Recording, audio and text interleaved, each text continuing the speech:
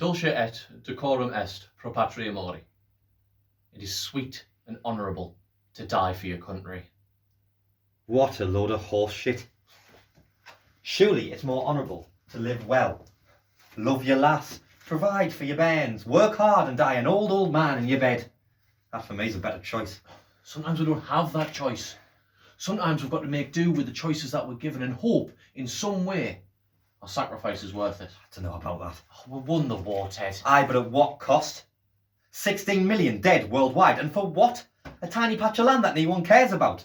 Look, I don't even know where Serbia is, let alone who Archduke Franz Ferdinand. Aye, him. Who's he to us? Doesn't matter who he was. All that matters is what he stood for. What? War? Adventure. Oh, come on, neither of us had stepped foot outside of Sunderland before the war. So the idea of going abroad, didn't you feel it? That feeling you get in your gut when you're on the verge of something brilliant. Yeah, I felt that. But everyone was saying the war would be over by Christmas. There was a buzz in the air. Me and my mate Bobby signed up together. I always say I talked him into it.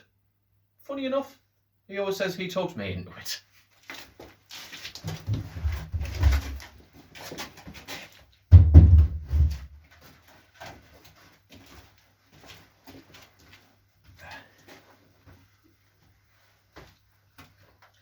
All right, Bobby, mate. Oh, Jack, lad. What are you doing here, mate? Oh, just trying to catch a glimpse of that sister of yours in her 90s. And she would smack you all over if you were. Maybe that's why I'm doing it. Might like it. Are you going to the match today? Don't think so, mate. I think I'm going to go down and enlist, actually. Really? Why? You don't have to. I mean, you can just stay at the docks. They're going to need ships soon. And where is your sense of adventure? Come on, live a little. It's about time you showed the world you're a proper man, you know what I mean? And what better way to do that than by going to war? I have heard the DLI have got regiments made up of lads who've grown up together. Imagine that. Me and you, side by side, guns in the air, taking on the German bastards. Getting French lasses every night after we've won the battle. Oh, brilliant. So, still want to work in a boring old shipyard then? And leave all the French lasses disappointed. Don't think so. Count us in. They don't know what's coming for them. Neither did we.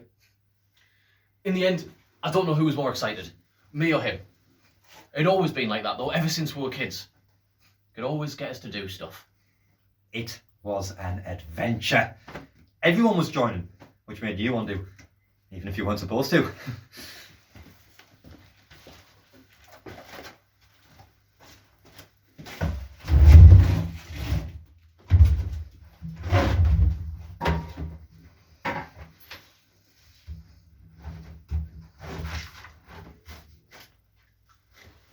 Next! Name? Jones, sir. Ted Edward Jones, sir. Jones. It's a Welsh name. Not Welsh, are you, boy? Oh, sir, I'm from Hendon. Good. Not too fond of the Welsh. Yes, sir. And how old are you, Jones? 19, sir. Come on, lad, you don't look old enough to shave, let alone enlist. How old are you, really? 17, sir, but I'll be 18 tomorrow. Look, I just thought that I'd enlist with all my friends today. Don't lie to us, boy. How old are you? 16. I'm 16, sir. I'm very sorry, Jones, but there's not much I can do for you. You've got to be 18 before you can enlist, 19 before you can go abroad. Come back and see us in a few years. Please, sir, I've got to enlist today. All my mates are joining, I need to go with them. Look, they say the war's going to be over by Christmas, and if I don't go, I'll have missed out on all the fun. You're a good lad, Jones. Tell you what, why don't you go for a walk around the block? Come back and see me when you're 18. But I'll still not be able to go abroad for another year, and they'll all be over by then. I don't want to be a naysayer, Jones, but I think you actually could wait until you were 19. But I digress. Go for that walk, Jones, and come back when you're 18. Understood? Yes, sir.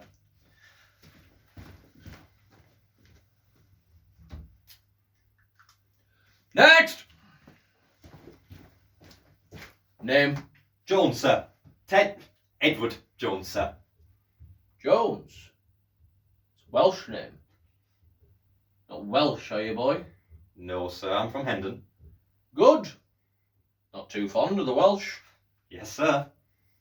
And how old are you, Jones? 18, sir. Are you sure? Yes, sir. Good. Then report to the doctor for your medical. And as long as you were over 5'3" tall, and your chest was more than 34 inches, and you had no other medical reason not to, they welcomed you with open arms.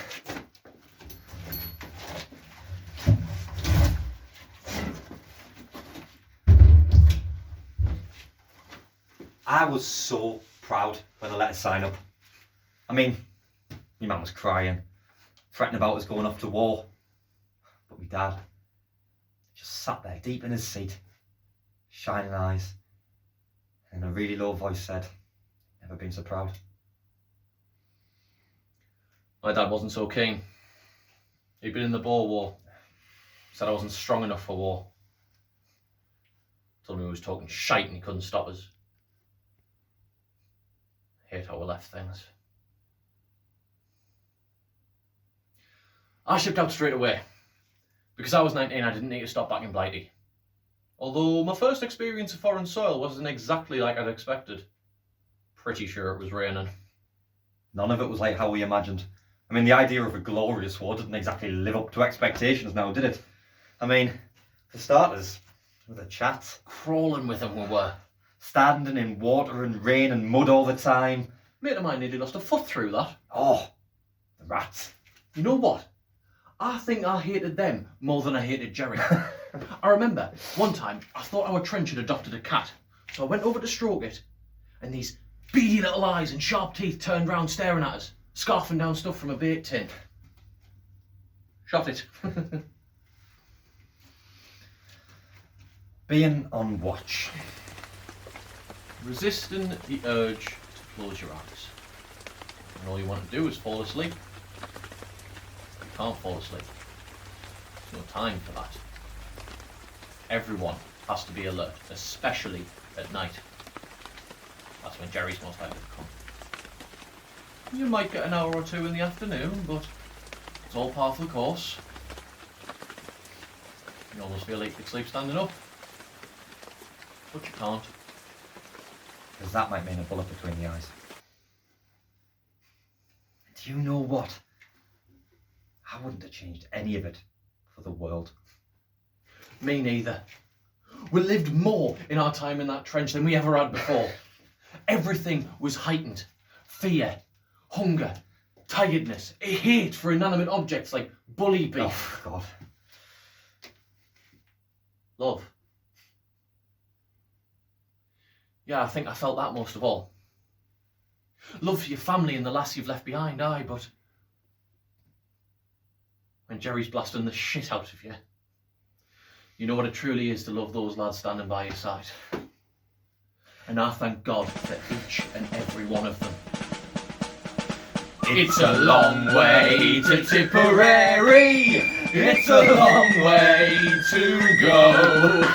It's a long way to Tipperary, to the sweetest girl I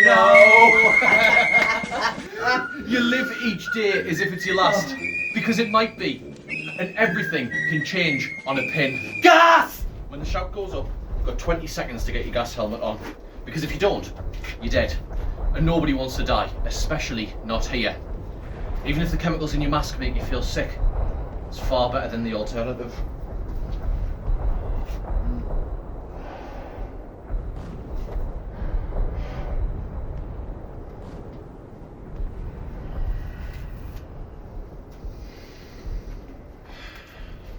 But sometimes, things go wrong. You're not quick enough. There's a leak in the mask. It gets caught. One night the shout goes up. I scramble to get my gas helmet on. Look through the glass. And all I can do is watch in horror as Bobby clawed at his throat, fell fell to his knees. Then just stopped twitching. I stepped to go to him, but I got pushed back. Jerry was on his way. No time for mourning.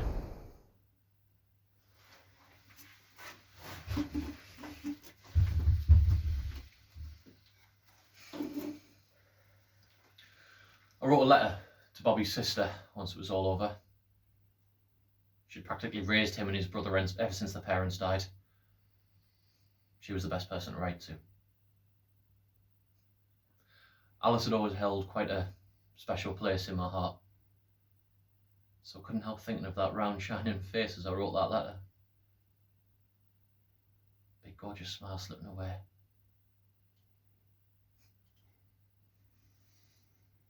I finished the letter with the words, "You should take comfort knowing he died doing what he loved, protecting his country." Aye, I'm sure that was a great comfort to the woman. I didn't lie. Bobby was proud to serve. He proved himself a man just like me, just like you. Aye, I was proud. To begin with. Things change. Orders are given and life changes like that. You do as you're told. No one expects you to like it. Aye. But what about when those orders are given by people who don't understand the fear? They don't get it, do they? No, just all part of their great military strategy.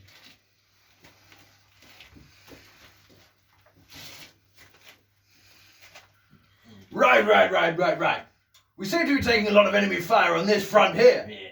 I say we move a regiment or two up there. Strengthen that flag. Yes, good idea. And I think we should stick a regiment or two there as well. At least if we can't defend it, Jerry will use up all their artillery bombing the shit out of us.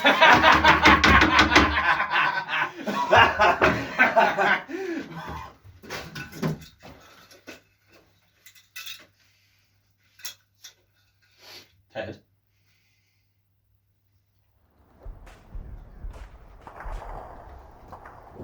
Bullets whiz past, over, under, through. I'm bleeding. There's warmth pumping through my cold hands. Turn around, try to get away. The captain's just waving us back. That's when the second bullet hits. Biting into my spine. My legs give way beneath us. My face thuds against the soft earth. Part of us panics. Panicking, and I can only breathe in dirt. The other part of us accepts it, understands it. This clod of earth is to be my final resting place. I'll never see me mum again. Or me dad. The lads I've known since I was barely able to walk. The ones I've walked to war with.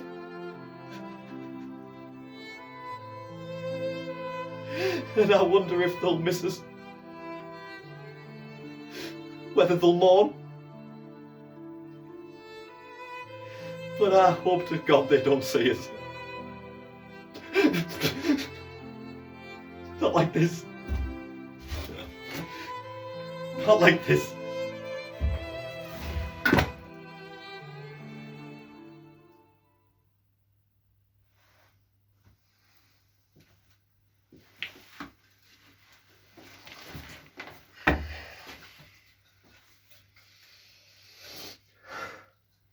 At least you had a mum and dad to miss you, though.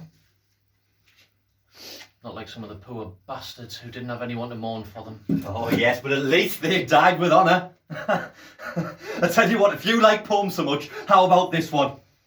If any question why we died, tell them it's because our father lied. Why are you like that? You're cheapening their sacrifice. You're cheapening their own. And for what? You can't change anything. Rail against it all you like. I deserved more. I deserved more than to choke on some sodden Belgian field, miles away from me family, freezing and alone. I was only 18 when I died, man. Didn't stand a chance. Oh, none of us did! But you're the only one whining like a child! come here. Oh, you want to Hey, hear it? You want to hear it? come on, Hey, go on, do it! Do it! It'll be the first thing I've felt since...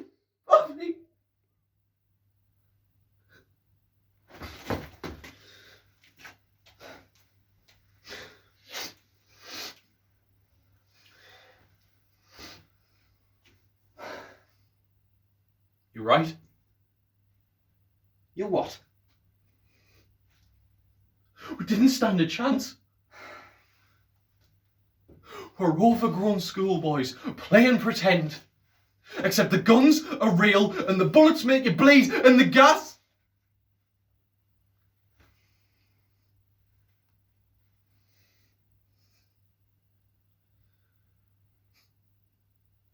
Things weren't quite right after Bobby died. If I did manage to get any sleep, I'd wake up, clutching at my throat, thinking I couldn't breathe. I was exhausted and unable to eat properly. They sent us behind the line for some rest. A few nights' sleep somewhere comfortable and you'll be fighting fit again, they said. Sleep was the last thing I wanted. Why would I choose to close my eyes on purpose? Why would I choose to see Bobby die over and over and over again, his lungs filling with poisonous air?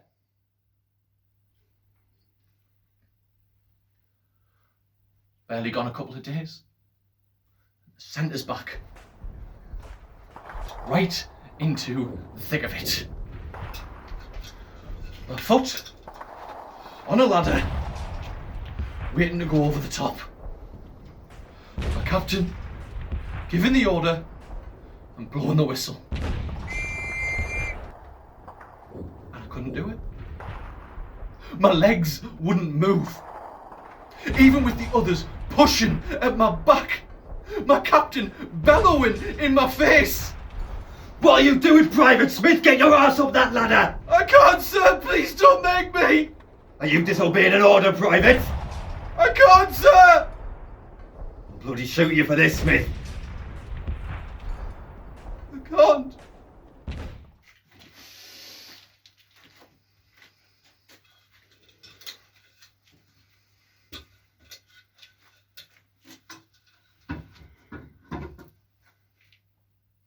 Most of my company didn't come back that night.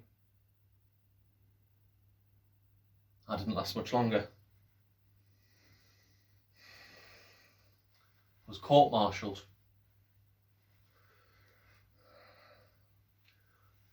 Found guilty. And shot for insubordination.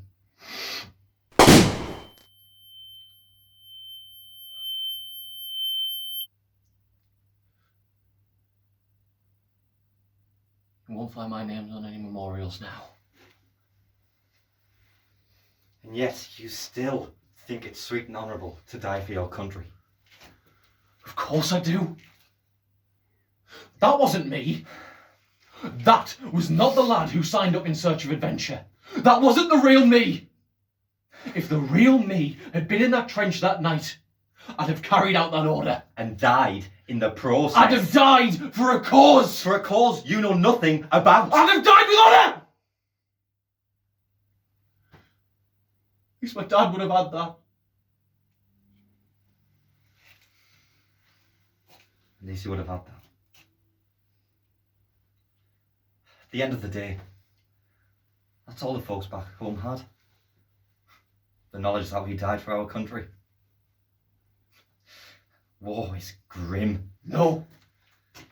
War is glorious. War is where hundreds of thousands of fit young men go off to die for a cause they know nothing or care about. War is where they find out what they're made of. War is hate. War is love. War is bloody, it's brutal, it's needless. War is